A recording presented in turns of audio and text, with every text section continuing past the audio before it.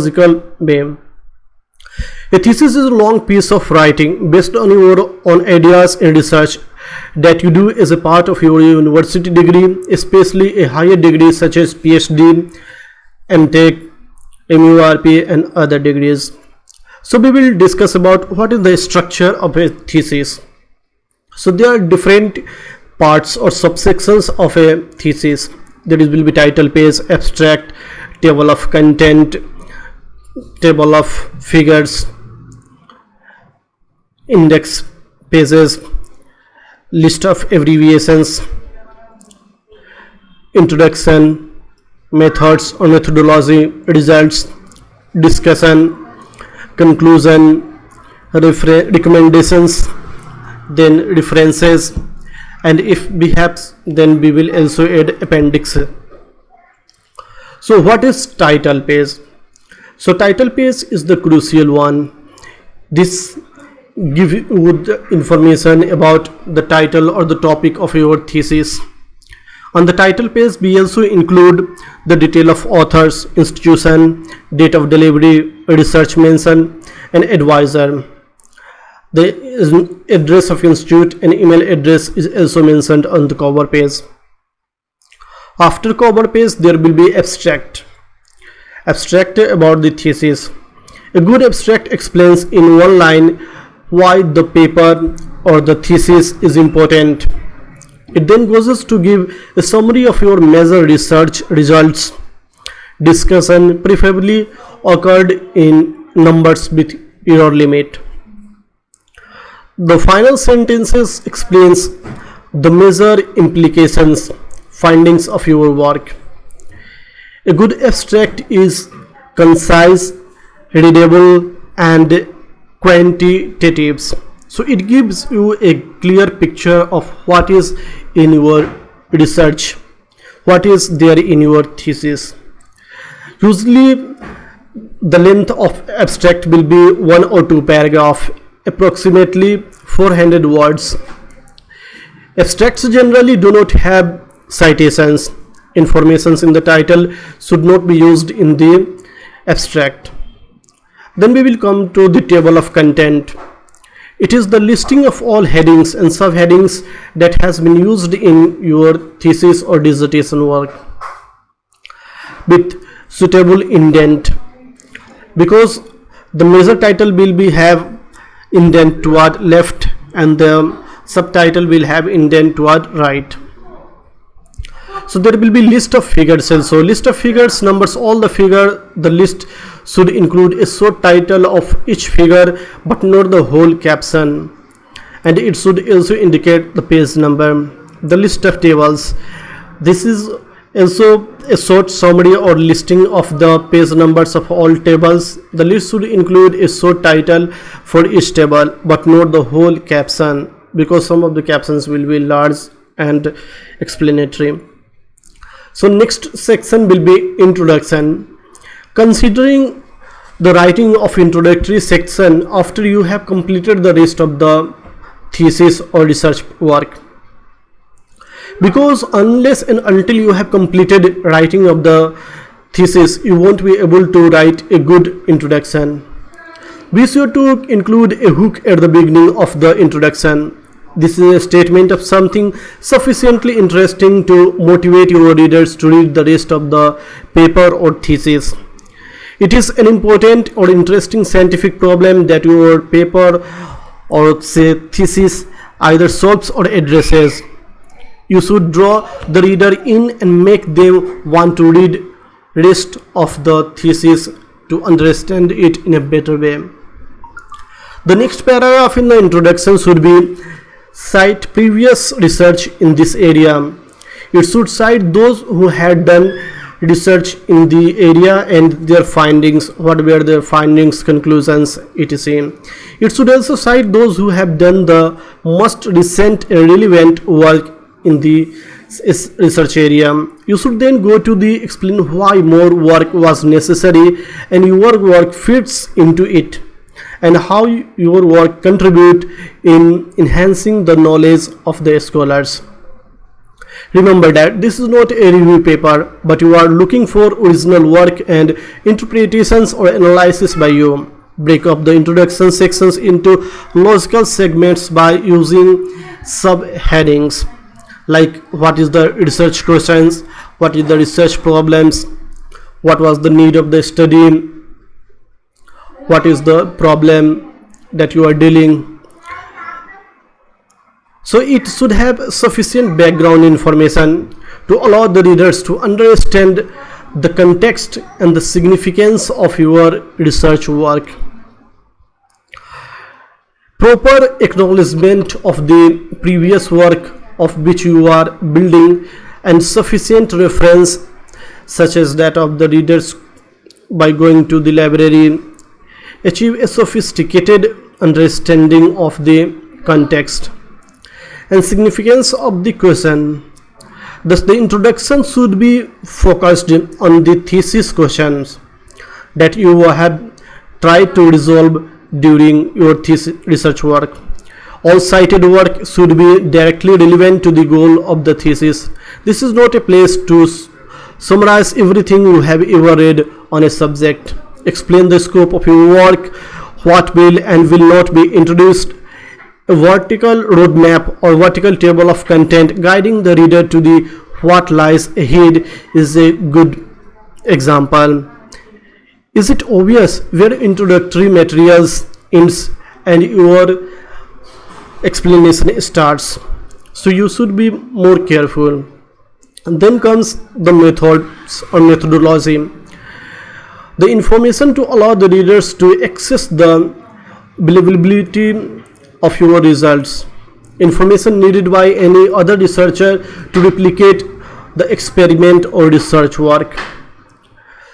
So you should also describe your materials, procedures, theory, calculations, techniques, procedures, equipments, and other things that you have done.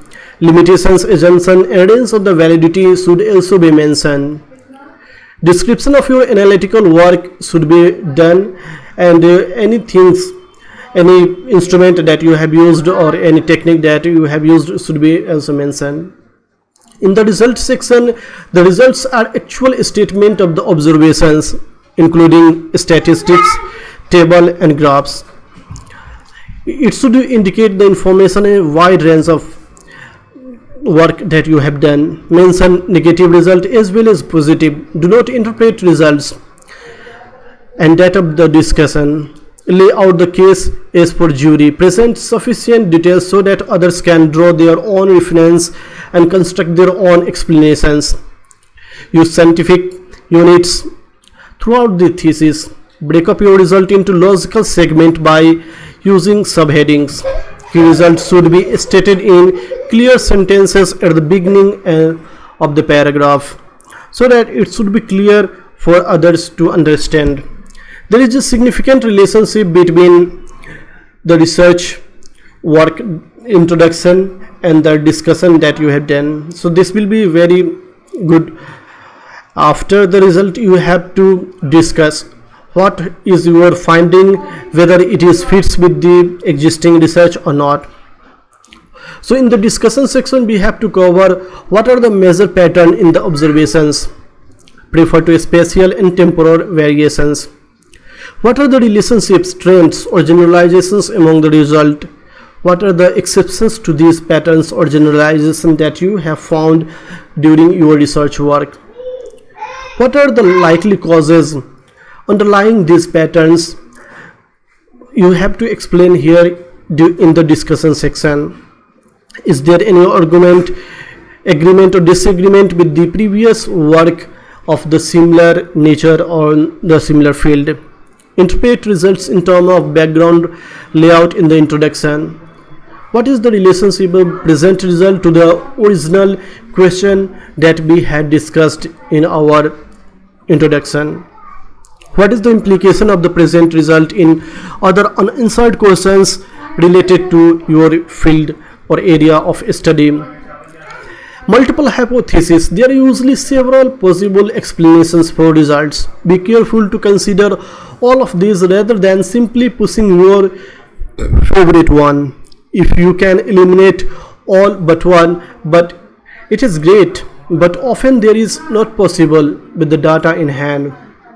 In that case, you should give equal treatment to the remaining possibilities and try to indicate ways in which future work may be done and to your work can be supplemented.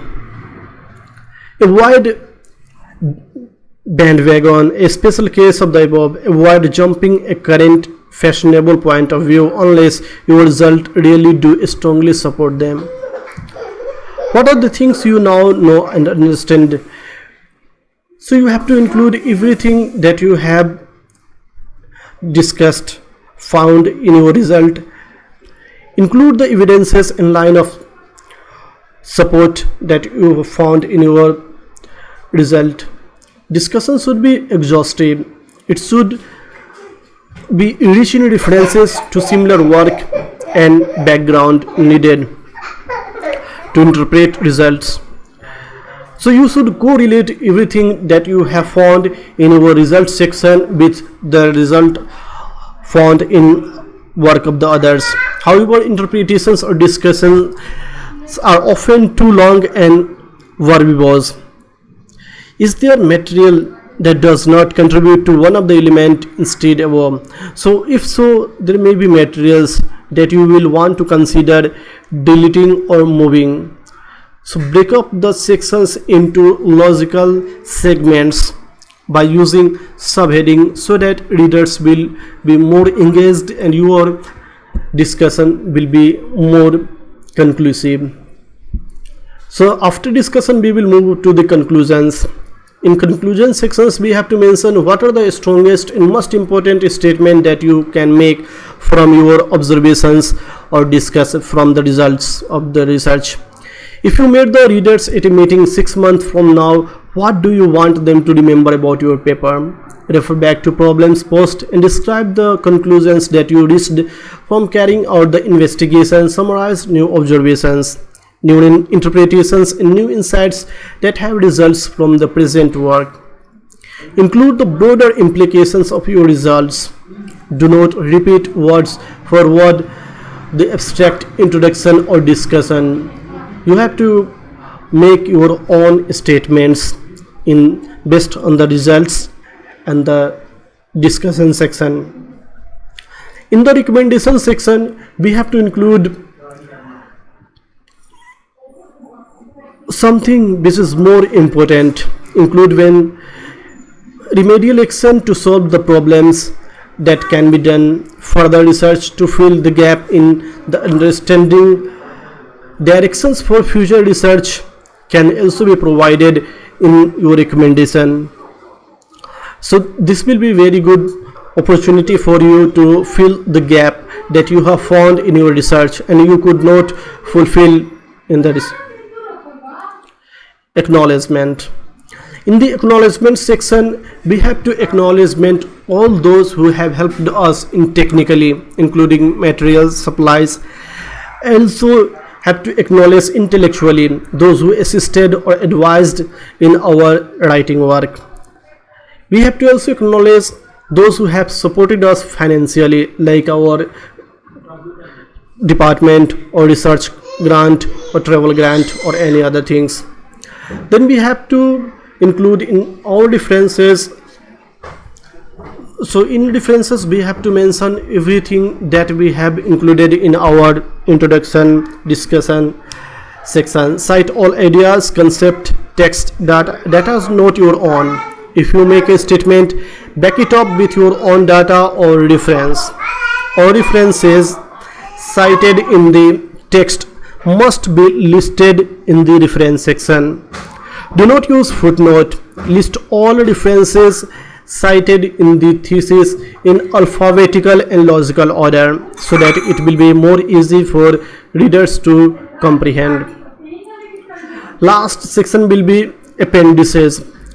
This is the section where you have to put extra things that you have found in your research work. It will include all your data in the appendix. References, data, materials not easily validated, available so this can be available for the future. Tables where it is more than one or two pages. Calculations where it is more than one or two pages. You may include key articles as appendix. If you consulted a large number of references but did not cite all of them, you might want to include a list of additional resources in the appendix section. Note: figure table including captions should be embedded in the text and not in appendix unless they are more than 1 to 2 pages larger. Thank you for discussion. Hope you have enjoyed the video and you have learned a lot about the how to write a good thesis. Now you can subscribe to our YouTube channel and like our videos so that we will provide you